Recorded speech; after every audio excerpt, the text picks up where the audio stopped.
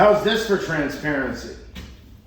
I will now give a glimpse as to the inner workings of United States of America private capital, according to firsthand experience.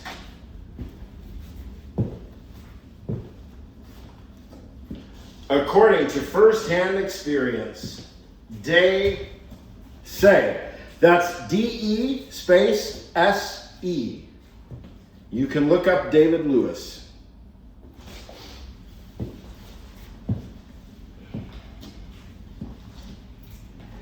First story. Several hours ago, I received a phone call from an attorney.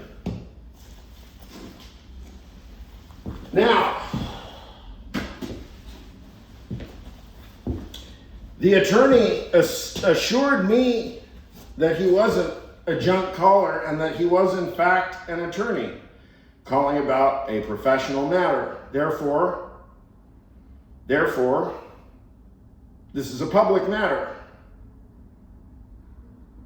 If it's a professional matter, it's a public matter.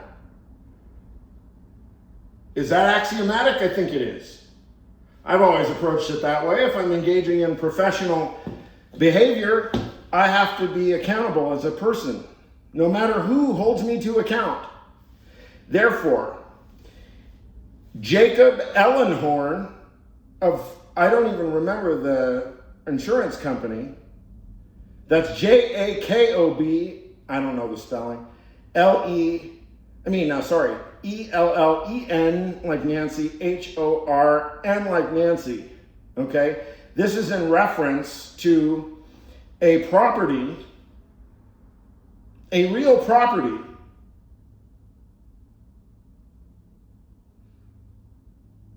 a real property.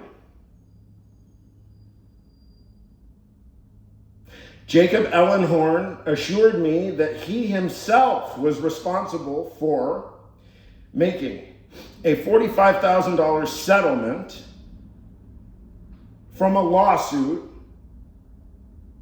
against two individually named property owners associated with the same property. Real property. This is real estate rentals in California, in Los Angeles. I'll stop right there.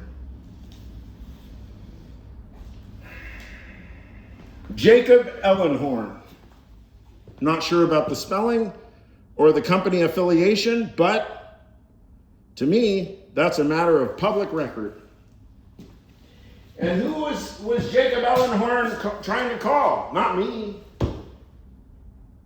My mother. Why was he trying to contact my mother? Well, apparently she's involved in something. And this is the first that I'm hearing of it, and sure as hell it's the first she's hearing of it because she still hasn't heard of it. And he said, even though he said that it wasn't a scam call, he said, we just need your mother's signature.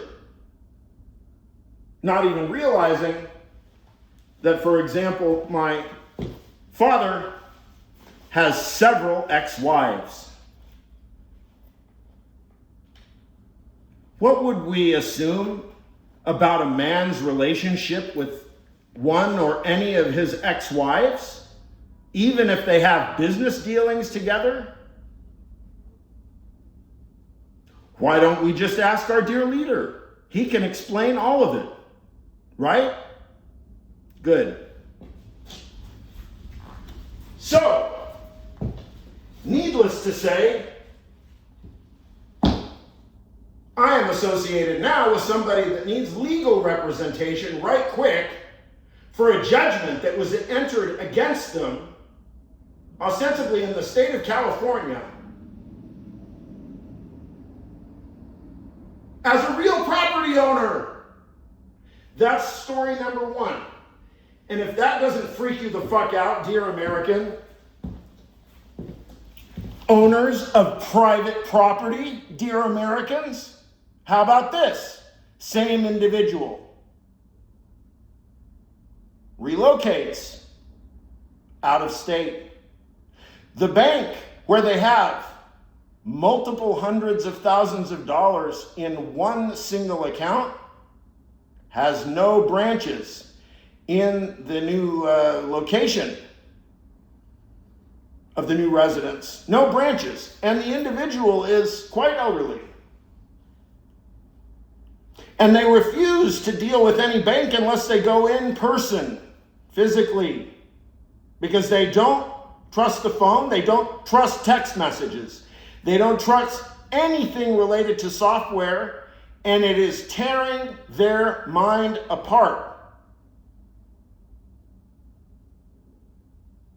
So now when they learn this information, that they've been sued and a judgment has been entered against them without their knowledge, and then a bank where there's significant funds has closed the account and then done what, apparently? Because the bank told us. They closed the account and they sent the funds to where? The state of the individual's residence. Why didn't they just pick up the phone and call the individual and say, hey, look it, is this you, the account holder? Can we straighten out your account? If you need to close the account, let's help you do it. Nobody's there to do that. Who is it that makes the judgment in the case of the real estate? Who is it that makes the judgment in the case of the bank account? This is a thought experiment about the structure of United States private capital and its regulated, unregulatedness. What the fuck does that mean?